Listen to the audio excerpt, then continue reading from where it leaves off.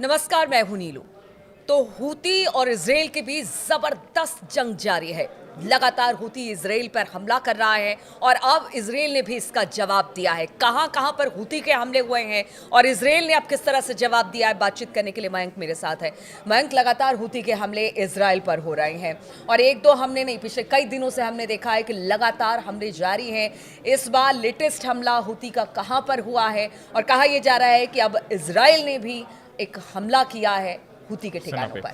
देखिए, बड़ी खबर इजराइल से। हूती ने बड़ा ड्रोन अटैक किया है। इजराइल का इलत शहर है, वहाँ पे सदर्न सिटी ऑफ इलत कहलाता है जो, और ड्रोन से ये हमला हुआ। देखिए, 1800 किलोमीटर से ज़्यादा का डिस्टेंस है यमन के बीच में और इजराइल के बीच में। ये ड्रोन अटैक था, ट्रेवल करके आता है इलत को। पहले भी हूतीस ने निशाना बनाया था। बड़ा अटैक हुआ और बड़ा ज़बरदस्त धमाका हुआ इलत में। पूरे इजराइल में, दक्षिणी इजराइल में सनसनी फैल गई। सायरन्स जो है वो बजने लगे। लोग जो है डर के मारे जो है वो बंकर्स में छिप गए। और सबसे बड़ी बात ये थी कि इजराइल का आयरन डोम सिस्टम एक बार फिर पूरी तरह से नाकाम साबित हुआ। इजराइल के किसी डिफेंस सिस्टम को हवा तक नहीं लग पाई कि ये ड्रोन अटैक होने वाला है। अब इजराइल इसकी जांच कर रहा है कि आखिर ये कैसे हुआ, हमारे जितने डिफेंस सिस्टम है ये फेल कैसे हो गए।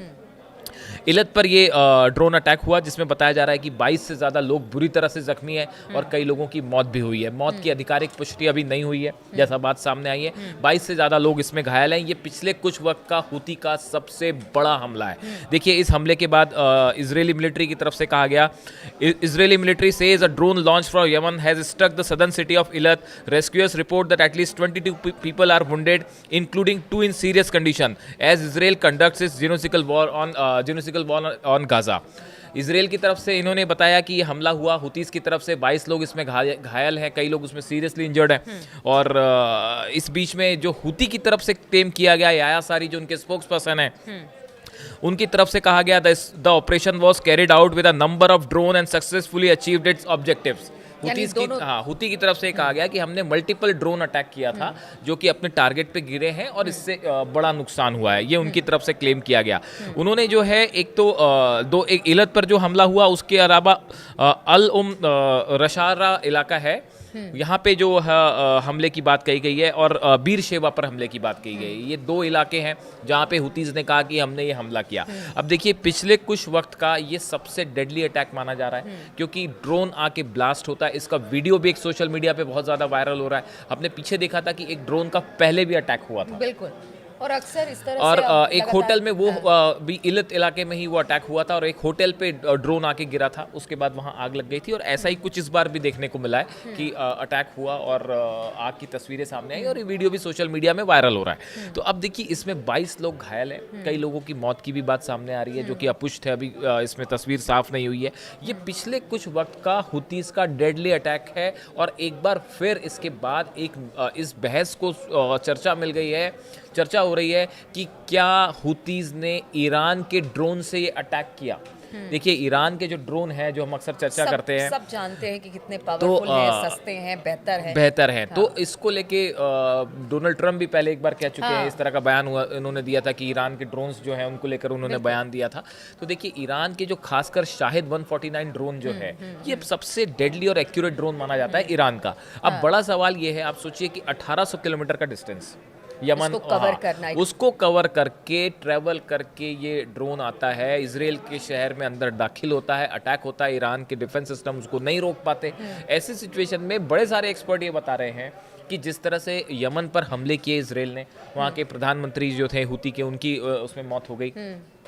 उसके बाद क्या ईरान अब हुतीस को अपने ड्रोन प्रोवाइड कर रहा है और क्या इन ईरान के ड्रोन से हुती अटैक कर रहे हैं, इसको समझने में इजरायली फोर्सेस लगी हुई हैं। अभी सबसे बड़ी बात तो ये निकल के सामने आई है कि साहब, ये आयरन डोम सिस्टम फेल कैसे हो गया, ये कैसे, क्यों नहीं इस ड्रोन को रोक पाया। वो समझते रहे, लेकिन देखिए, प्रॉक्सिस तो ये ईरान के ही हैं और बार बार ये कहा जाता है कि अगर हुती हो, हमास हो, हिजबुल्लाह हो, अगर वहाँ से कहीं से भी हथियार या सप्लाई होते हैं तो ईरान, इस तरह के आरोप तो पहले भी लगते रहे देखिए, ईरान अब पे। ये हमले हुआ है, ये जो आप अक्सर डेट पूछते हैं, ये हमला है 25 तारीख का। 25 तारीख को इलत पर जो ड्रोन अटैक यानी कल। हुतीज़ ने किया, ये कल ये हमला हुआ।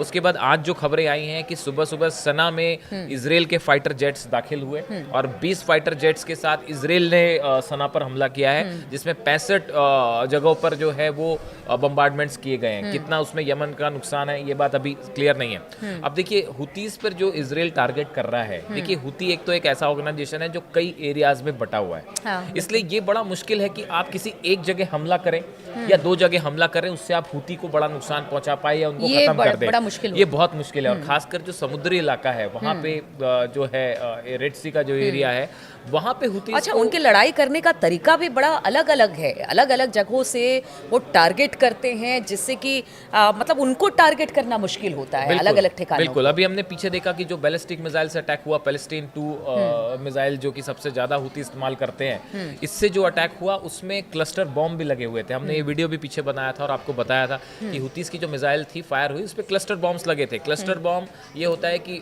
मिसाइल जैसी ब्लास्ट करेगा, उससे कई सारे उसमें छोटे छोटे हथियार लगे होते हैं जो अलग अलग दिशा में गिरते हैं, जिससे बड़े इलाके में आग लगती है और नुकसान होता है। तो ऐसी सिचुएशन में फिलहाल इजराइल के लिए हुतीस की मिसाइल बड़ा चैलेंज बनी हुई है। और दूसरा अब ये ड्रोन अटैक, जिसमें इजराइल में अब ये बहस छिड़ गई है कि आखिर ये ड्रोन अटैक क्यों नहीं रोक पाया। आयरन डोम सिस्टम हो, चाहे थार्ड हो, चाहे एरो हो, तीनों सिस्टम जो है फेल हुए। उसकी एक बड़ी वजह ये भी है कि ये जो ड्रोन अटैक होते हैं, इनका डिस्टेंस बहुत लो फ्लाइंग ऑब्जेक्ट होता है, ये बहुत ज़्यादा डिस्टेंस में नहीं उड़ते। तो कोई भी डिफेंस सिस्टम के लिए एक लो फ्लाइंग ऑब्जेक्ट को रोकना बड़ा मुश्किल होता है, और खासकर जब वो स्पीड से ट्रैवल करे। यानी कि ड्रोन उनके लिए अब मुसीबत है। अगर ये ईरान के ड्रोन से शाहिद 149 है, तब तो आप समझ सकते हैं कि शाहिद 149 ड्रोन से तो पहले ही ईरान जो है वो बड़े हमले कर चुका है इजराइल पे। तो अगर ये 149 शाहिद 149 ड्रोन है, तब तो इजराइल के लिए एक और बड़ी चुनौती है। तो ऐसे में ये जो इलत पर अटैक है, ये बड़ा अटैक माना जा रहा है। इसमें अभी कई लोग जो हैं वो अस्पताल में एडमिट है, कई की हालत बहुत ज़्यादा खराब है, और ये पिछले कुछ वक्त का इजराइल पर किया गया सबसे बड़ा हमला। तो क्या जिस तरह से लगातार हमने देखा, चाहे वो हमास हो या फिर हुती हो, वो गजा को लेकर यही कहते रहे कि जब तक गजा के हालात सुधरेंगे नहीं, हमला जारी रहेगा।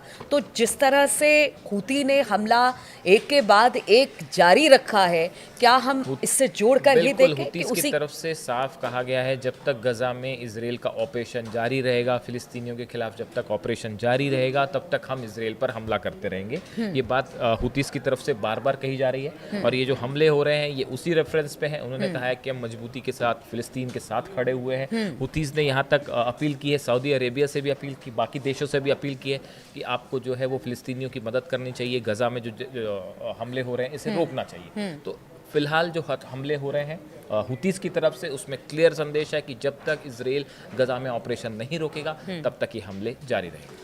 तो देखिए, हुती लगातार इजराइल पर हमले पर हमला कर रहा है, और देखिए इस बार चुनौती ड्रोन है। ड्रोन से ही हमला हुती कर रहा है इजराइल पर, और इस बार तो सबसे बड़ा हमला कहा जा रहा है। अगर इसी तरह से हमले जारी रहे तो इजराइल के लिए एक बड़ी चुनौती होगी इस ड्रोन को रोकने की। लेकिन अब देखना होगा आगे इजराइल और हुती की तरफ से क्या इसी तरह से वार पलटवार चलता रहता है, स्थिति क्या रहेगी, इस पर लगातार हमारी नज़र बनी रहेगी। आप बने रहिए हमारे साथ।